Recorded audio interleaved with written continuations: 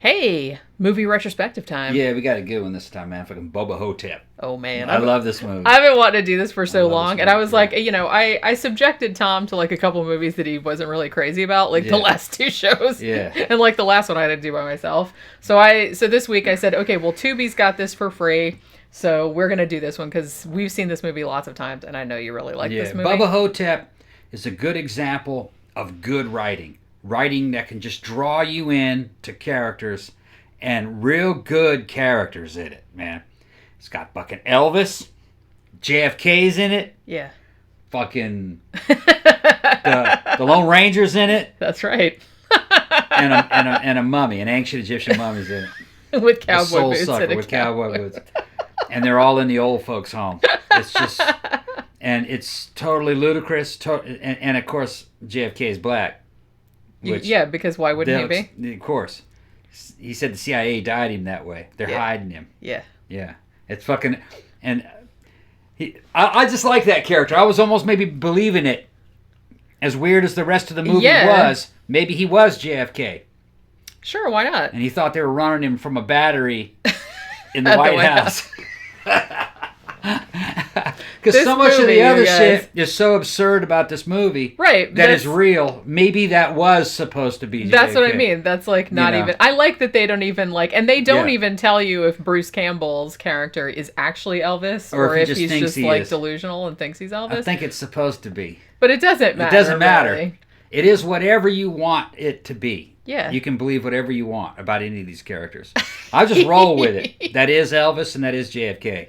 That's kind of what I do too. And that was the Lone Ranger, but I think the guy who played the Lone Ranger, I don't think they lived at the same time. So he'd have been dead by that time. Yeah, now I'm wondering. I can't even remember what that actor's name was. It's like totally escaped me. It's all a bunch of old dudes in the convalescent home losing their minds. So I just, it's the dynamic of the movie is to not question their version of reality. Right. Because for all we know, the mummy wasn't there.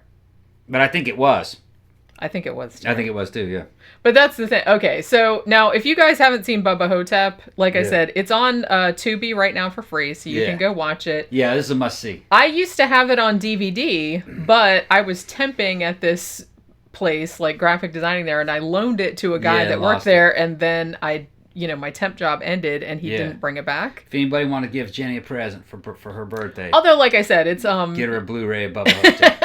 She'd love that. I love this movie. Well, everybody knows how much I love Bruce Campbell, so I'm gonna watch anything with him in it, even if it's bad. Although I don't think I've ever seen a bad movie that he's been in, because he just like makes whatever he's in. He seems like a delightful human being. Yeah, it's got an all-star cast and also all-stars behind the camera too, because this is directed by the guy who did all the Phantasm movies. Don Coscarelli. Yeah, he's awesome. And I love the Phantasm movies too, all of them. I think he did a great job in them. Oh, yeah. Each one of them handcrafted works of love, with its own lore, its own mythos and everything.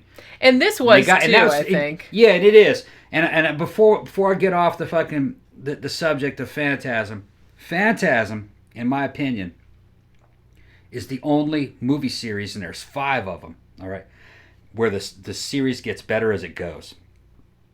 Yeah, it's really one that didn't fall apart as it went on. It got better as it went. I mean, I guess people could argue that because maybe people don't like the later ones as much, but I actually really liked all of them. The only thing that would be close would be like the Back to the Future trilogy. Some people might say, well, Back to the Future 3 wasn't that good. Now, when you get older, Back to the Future 3 is very good. It wasn't as good when I was a teenager, but now that, I'm an older guy, I appreciate 3 a lot more than I used to.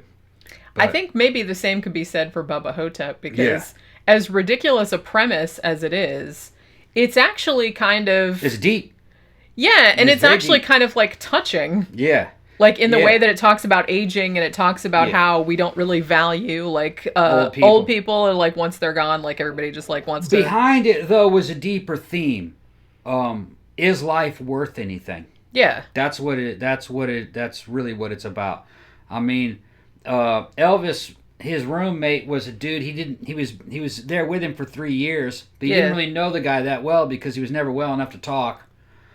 When he died, his daughter shows up, and his daughter never visited him and threw his Purple Heart and his war pictures away. And Elvis was like, hey, could I have those? I mean, those meant something to him. You know? And then, and he's like, why didn't you ever come see him? And in the end, fucking Elvis is asking himself, what is my life worth anything? Yeah. Like, because everything that you are when you die vanishes, and everything you cared about, other people don't give a shit, they just throw it away. Yeah. And even like the guys who were taking him to the fucking funeral home or the morgue. Yeah, putting him in the hearse, yeah. Yeah, they're like, you ever wonder who these guys are, man? Whether or not they have a heritage and like, a legacy. And what their legacy is. And the other guy's like, who gives a shit? Yeah. There is a lot of that in this. Yeah, and when you get to be my age, you see people die. Yeah. It's people in your own family die. And maybe they, people that were married into your own family, or, you've seen young guys die too, but it's different. A lot of times when old people die, people are like, good riddance. A lot of times. Because, not everybody's good, But it makes you wonder, what is life all about? Did that guy's life mean anything? Yeah. And then you got to sit back and kind of think, like, no, it didn't really mean much. Had that guy never existed, it wouldn't have made a difference. Yeah. It's like, what is the meaning of life? Well, what is the meaning of a cat's life? What is the meaning of a bug's life? What is the meaning of a monkey's life? What is the meaning of a human's life? A lot of times it's all about that same kind of nebulous kind of thing. Well, it doesn't really mean anything. It just happened. Well, and you have to make your own meaning. That's what, And that's what I always, and I like that better, actually. And I think that's how this movie kind of ended. With Yeah. They all went down fighting to save others and for what they believed in. Yeah. And at the end, the stars tell Elvis that all is well. Yeah. And he's like, okay, yeah. Because it's all just part of the system. Yeah. Don't worry about it. That's my personal experience. Which is very funny because, like I said, this is kind of a deep movie for a movie about Elvis and a black JFK fighting an ass-sucking mummy. Yeah, he sucks the soul through your ass. Yeah. And he writes on bathroom walls. It's a great movie. It is. Yeah. So let's get a little bit into this. This came out in 2002. And like we said, it was written and directed by, or actually adapted and directed by Don Coscarelli, who was most famous for the Phantasm movies. Yeah. This is from a short story or novella by Joe R. Lansdale, who is an awesome horror writer from Texas. If you haven't read any of his stuff, you really should, because he is a national treasure.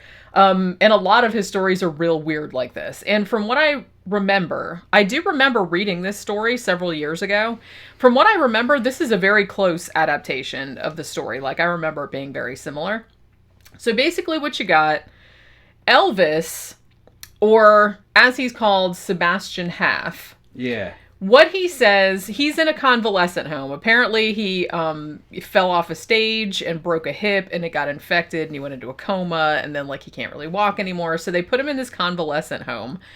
And he says that he's actually the real Elvis, but that he switched places with an Elvis impersonator named Sebastian Haff to get away from the fame. Like, they don't really, that was in the 70s sometime that happened. While he was still famous. Yeah, and the guy who died in the hotel on a toilet and shit, that wasn't Elvis. Right, that was Sebastian Haff. That's what he's saying. An Elvis impersonator. Yeah. And they looked a lot alike. There's a great scene in this fucking movie where Elvis shows up to meet Sebastian Haff kind of secretly. He's got the Memphis mob with him. He tells them they go to see, evidently he was on a mini tour to check out the best fucking impersonators. But he didn't tell his boys exactly why. He wanted to do a switch. Yeah. So he'd have them wait outside, and he'd go in and check them out, and he'd come back out and go, nah, not this one. Anyway, he goes in to go meet the actual Sebastian Haff, and of course it's played by the same actor. Yeah, it's Bruce Campbell. And there's just this fucking awesome scene where the impersonator stands up and sees fucking the real Elvis, and fucking he starts trembling and falls to his knees and shit, and the king fucking puts his hand out, and he fucking to offer his ring. And like the Pope or some shit. Like he's the fucking Pope.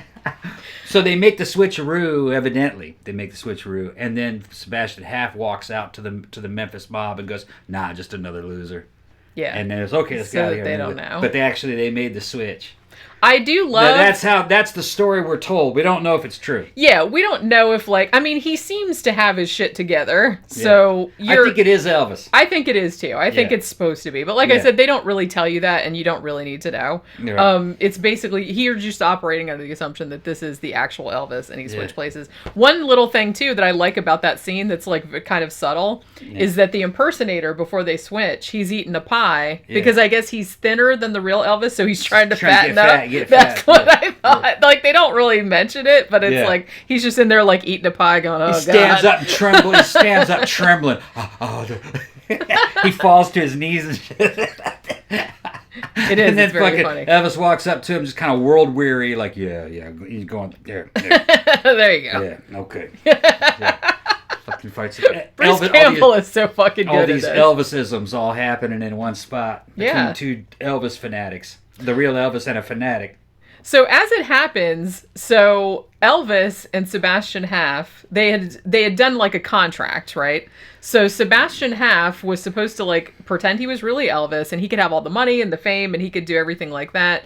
But they had a contract where the real Elvis would have enough money to live on, and then he would just go back and live as an Elvis impersonator. However, and they had a deal too, that it's like if Elvis ever wanted to come back to his real life, he could. Like they had a caveat. But what ended up happening was that Elvis was having a barbecue at his trailer. Set his trailer on fire. And he set his trailer on fire with propane. Yeah.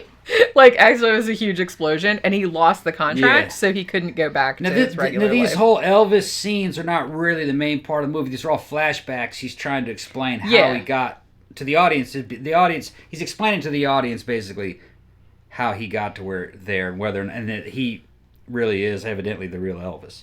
That's the purpose of that. The main thing about the story is that the people inside the old folks' home are getting attacked by a fucking soul-sucking mummy. And JFK happens to be in this same little rinky-dink. In Mud Creek, Texas. Mud Creek, Texas, old dilapidated house. And he happens to be in there. And it's fucking funny that they all call him Mr. President and shit. And fucking when you go into his room looks like the presidential office. Except there's like framed pictures of like Lee Harvey Oswald and Jack Ruby and stuff like that. Like, he makes Elvis swear to him he had nothing to do with that night in Dallas. It's awesome. It's awesome. I gotta say, Ossie Davis. This might have been his last movie because I think he died like not too long after this. But he had like a very, very long, successful career in acting. And I'm sure he must, like, he's a very serious actor, so it must have been, like, funny to be approached to play a movie like this. But he fucking knocks it out of the park. The fact that he is so straight. Through the whole and thing. Believes it. He doesn't come off like a crazy person. He comes off like he's actually JFK, and he's, he has the gravitas and everything, and so you don't laugh at him. No, he's doing a fucking real JFK. Yeah, and it's excellent. It's excellent. It's just so fucking funny. Like, the lines in this are just so fucking funny. Because, like, so Elvis doesn't really know anybody else. Elvis calls him Jack. And he, Hey, Jack. He goes, hey, Jack. So, tell me about Marilyn Monroe. How was she in the sack? That is classified information.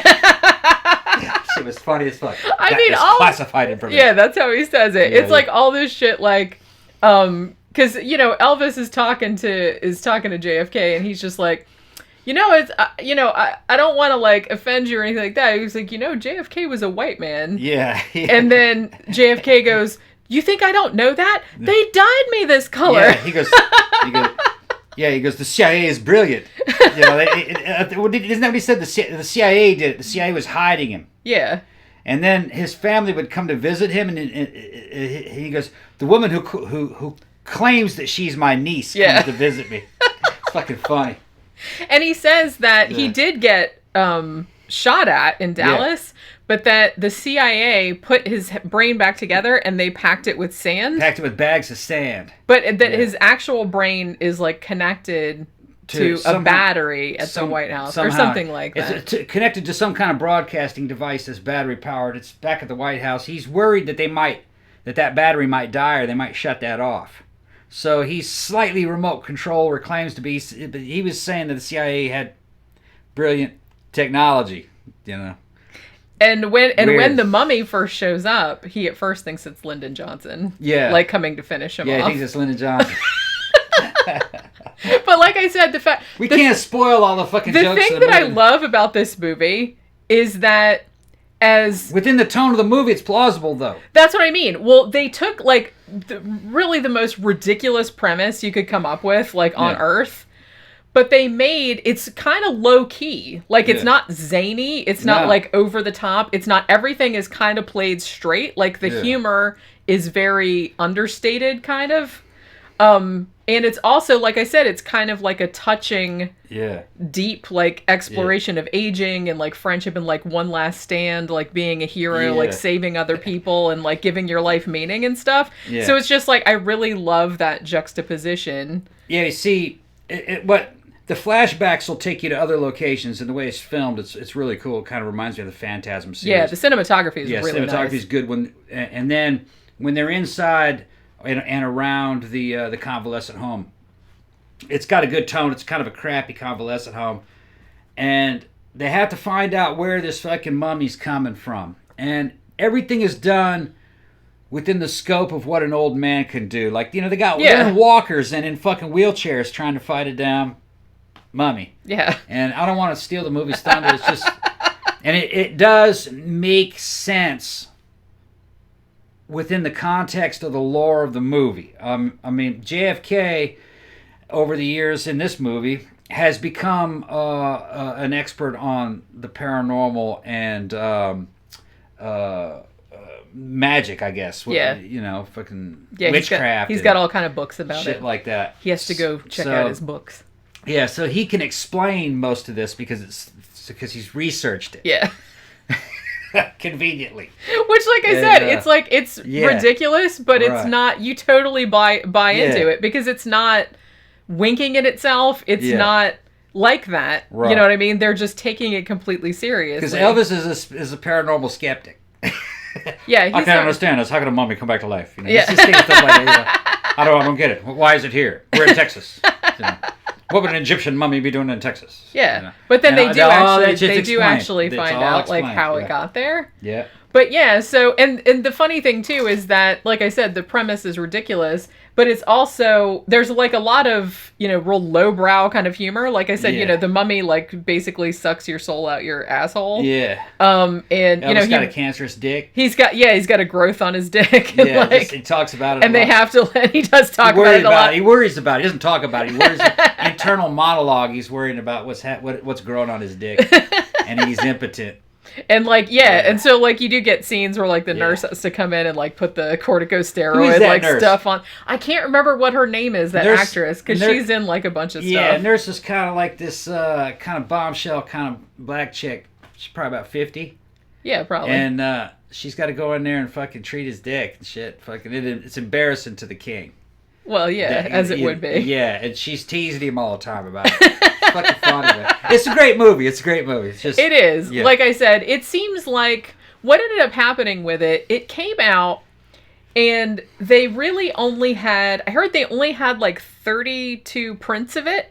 Yeah. And so they basically did, like Wikipedia says they just road showed it, in that they just took these ones, they just kind of like took them around the country to different theaters to show them. And it ended up getting a really good, really good buzz, because it's, it's a cult classic. And I mean, who doesn't love fucking... The writing is great. Bruce Campbell. Who doesn't love fucking the Phantasm movies, Don Coscarelli. Yeah. Who doesn't love Joe R. Lansdale, who's read him.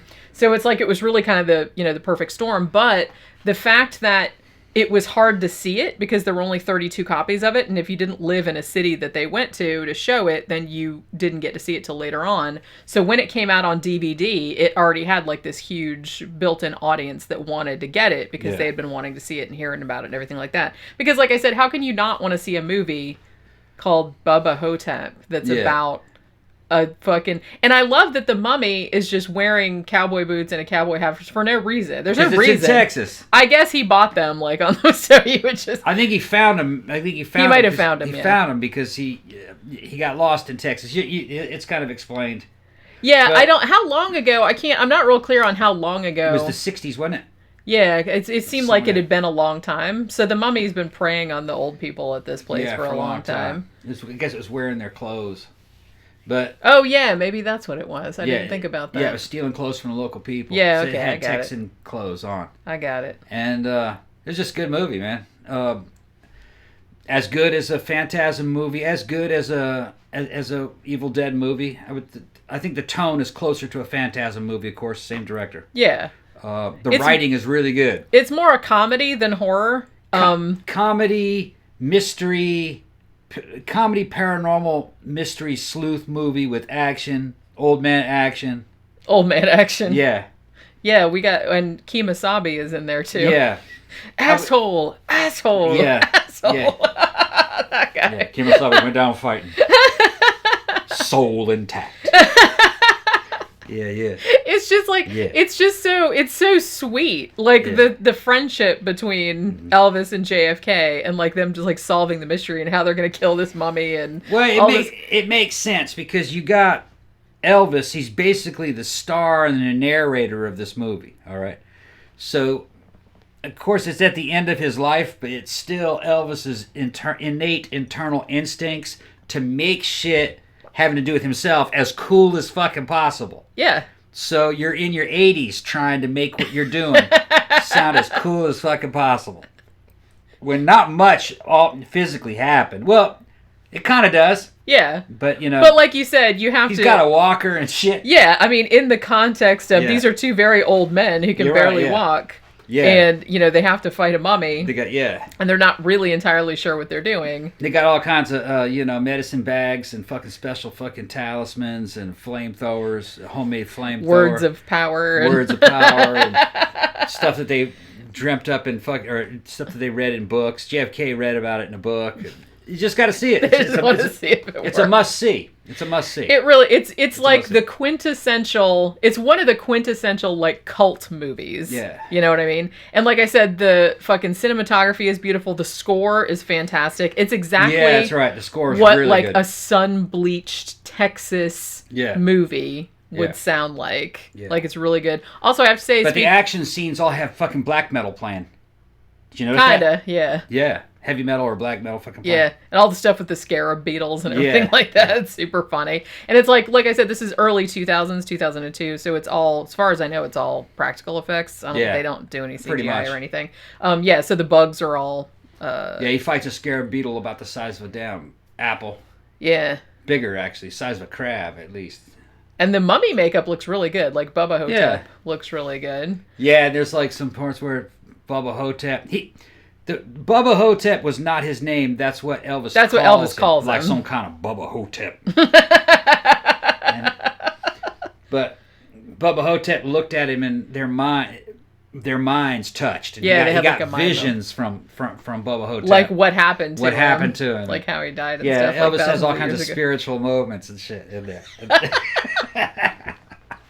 Which is great, man. Fucking, like I said, the writing is absolutely brilliant. I just love this movie. It's one of those movies that it's like anytime I want to be like, oh, you know what I mean? Like I just watch it. It's just like Elvis talks about Scylla, talks about his daughter, all kinds of shit. Had it been different, he had a lot of regrets. A lot of regrets, and he's like kind of talking about. Like I said, a lot of it is just about aging and like what happens when you get old, and everyone in your life is like falling away, and nobody's gonna give a shit about you after you die. And and these are all famous dudes, and nobody comes to see them hardly anymore. They're all kind of forgotten, so they all got to take care of each other.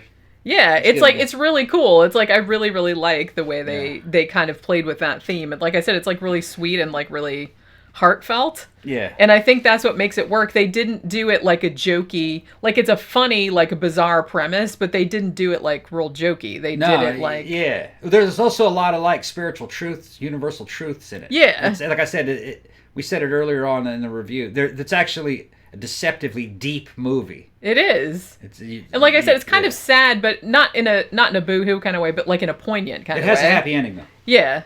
Yeah. I mean, I guess you could say that. Well, the circle was complete. Soul intact. Because remember, they were talking about reincarnation and afterlife and stuff like that, and that if Bubba Ho-Tep got a hold of you, there wouldn't be any of that. Yeah. You would just cease to exist.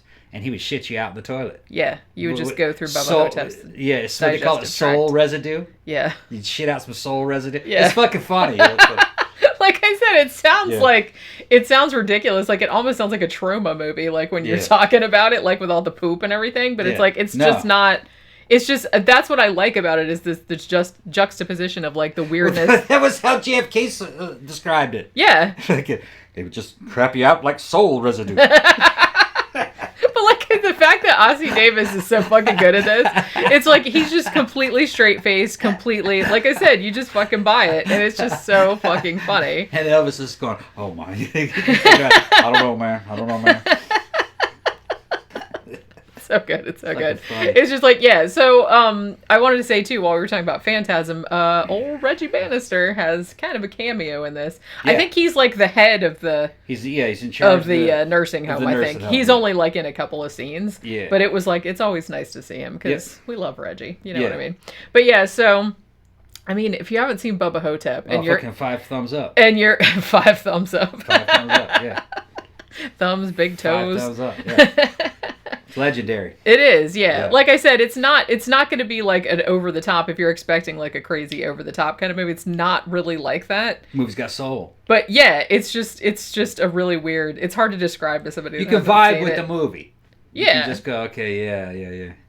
It is. It's like a really cool. I mean, we just kind of like laid down the bed and I was like, I just love this movie. It's like I said, I love Bruce Campbell and I've read all his books and everything. It's a very wise and good-natured movie. It is, yeah, good-natured. That's a good way of putting it. Yeah. It's just like a really, really sweet movie, and it's like I really, really like it a lot. Like I said, I used to have it on DVD. Somebody took it. They didn't mean to steal it. They just didn't get it back to me in time. But it's actually, if you want to watch it, it's on Tubi for free right now. The weird thing about it, though, is we were watching it last night, and, Tubi has ads, like, every now and then, like, commercials, and it went to an ad, like the second the movie ended, and then it didn't show any credits. It just went to the next movie, which was Saturday the 14th, which I haven't seen in a million fucking years. I need to watch that shit again at some point. That it was like a slasher parody, I guess. It came out in early 80s, I don't remember. I saw it a bunch of times on cable. But yeah, so I don't remember, because I think what they did was that they made, like, at the end of the credits, if I remember correctly, they had, like, a joke... Like they were jokingly saying they were going to make a sequel that was called like something like, what the fuck was it called? Bubba Nosferatu? Yeah. Like the she-vampires or something like that. And they weren't really going to make it. It was just like a joke. But then the movie did so well, like on, as a cult classic, that they started talking about maybe we should make a sequel or a prequel or something like that. What they ended up doing, they did actually work on it for a while in like 2008, 2009. But then I think it went into development hell. And then I think what ended up happening was that Joe R. Lansdale actually wrote a graphic novel that is like a 5-volume one that's like a prequel. But they want to like expand it, like have Elvis like fight aliens with Colonel Parker and all this other kind of stuff. That'd be cool, yeah. Yeah, but I don't know if I don't think that happens in the one they have, but that was like another idea that they were floating, that they were doing, a prequel to like. It's funny, Elvis in this movie says he should have fired Colonel Parker. Yeah. Yeah, well, he should have. Well, yeah. He should have, yeah. But yeah, so definitely go to Tubi and check this out. It's like just a really... I just love this movie so much. It just like warms the cockles of my heart every time I watch it, and I've seen it like a million times. But definitely recommended on Tubi. Go check it out. Do it, and we'll see you later.